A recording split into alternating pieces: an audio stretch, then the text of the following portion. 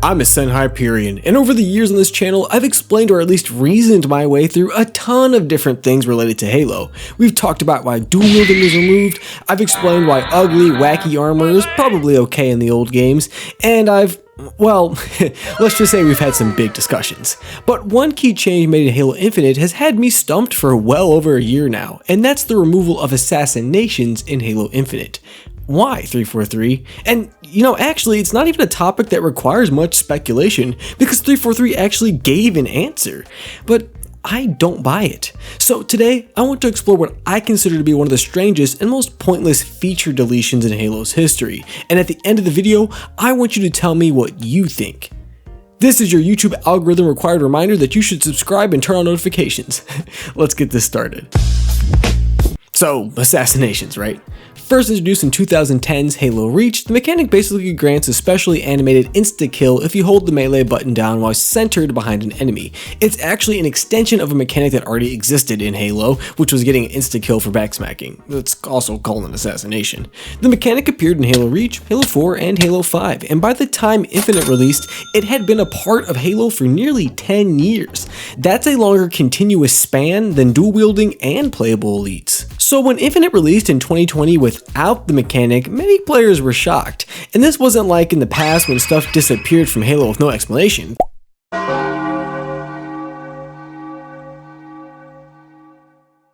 343 actually addressed it directly, saying that the feature created a gameplay disadvantage, and that many people quote-unquote just turn it off.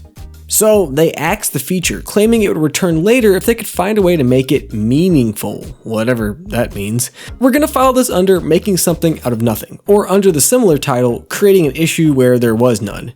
In 343's comments about why assassinations were removed, they ironically acknowledge the most sensible answer, is that players have the ability to disable them, so that if any one player feels so disadvantaged by the 100% optional and 100% player-controlled feature of the game, they can choose to not use it ever. And it's at the same time people who like assassinations, or at least have no express opinion, still have access to them. The literal solution to this issue was already figured out in 2015's Halo 5. If you don't like it, you actually don't have to use it.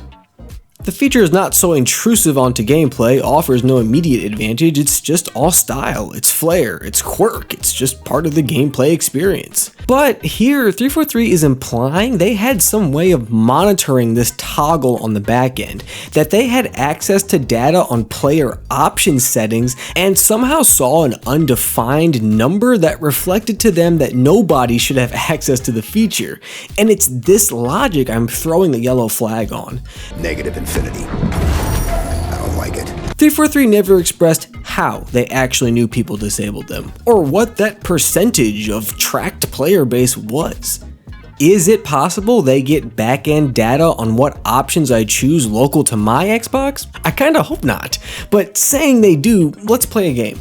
Comment below if you had assassinations enabled or disabled in Halo 5. Here, go ahead, type it up. I'll give you a second. They won't court-martial all of us, right? Okay, so let's see how that shakes out. Anyway, my theory on the many people turn it off idea is that it came from a focus group of players brought in during the development of Halo Infinite, and that focus group expressed several of them disabled it. But what if that focus group wasn't a good generalist representation of the Halo player base? But what if I'm still wrong, and there ultimately was no back-end monitoring and no focus group? Then why was it removed? The only other realistic driver I can see is the conservation of time and resources. Folks, at the end of the day, game development is a complicated and costly endeavor, and I don't think it's beyond the realm of possibility that when the directors of the gameplay came together to decide what gets cut and what doesn't from Halo, assassinations may have been laid out on the chopping block and, well, chopped. I'm sure some of my regular viewers have kind of picked up that I'm being a little more directly aggressive towards 343 in this video, especially since I make it a point to not make my discussions about the developers of Halo, whether it be 343 or Bungie. But my pointed disappointment at them in this video is derived from how I sort of feel lied to in the removal of assassinations. The feature was not detrimental to the gameplay experience. It had already been resolved for being disabled on a player-by-player basis if needed. But just like how 343 opted to limit player expression by removing feminine body types, the choice to remove assassinations was just another pointless jab at people who enjoyed the feature that had no tangible or negative impact on those in the general sense, and who treated it as part of their Halo experience. Think about the popularity of something like Assassination Tower, one of the top custom games for nearly 10 years, derived basically solely on this feature. Now gone because of some nondescript quantity of people who used a toggle? If toggles are a measure for what gets to stay in Halo, shouldn't we be removing the extra armor from MCC until we figure out how to better incorporate it? The reasoning doesn't add up to me. That's my frustration, and honestly, I'm not confident the feature will ever return, which furthers my frustration because it again feels like a lie.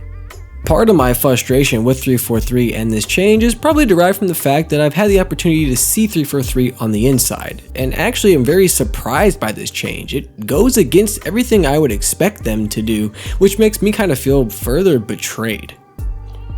And I know it sounds like having your cake and eating it too, but even if it returns, the sentiment of important thing, just add it later, still has a palpable effect on the game.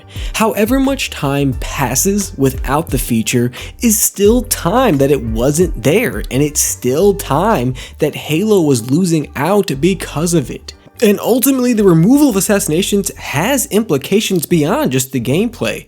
Assassinations was a useful tool for machinima makers, for people in custom games. It's a player expression vessel, and as a content creator, assassinations are really good ways to get unique and interesting thumbnails, not having to use a 3D program like SFM or Blender. Ultimately, it was part of Halo's identity, and now it's been removed, so part of Halo's identity is also, in turn, removed. I don't know why 343 removed assassinations from Halo Infinite. It was a strange, unprovoked change to something that had been part of Halo's identity for nearly 10 years, and it further alienates Halo from the fanbase group that was meant to inherit the franchise.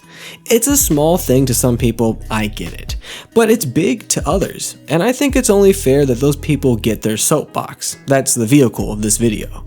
So, what do you think? Do you miss assassinations? Do you care? Do you ever have them disabled? Let me know in the comments below. Like and subscribe if you have not, and until next time, I'll catch y'all later.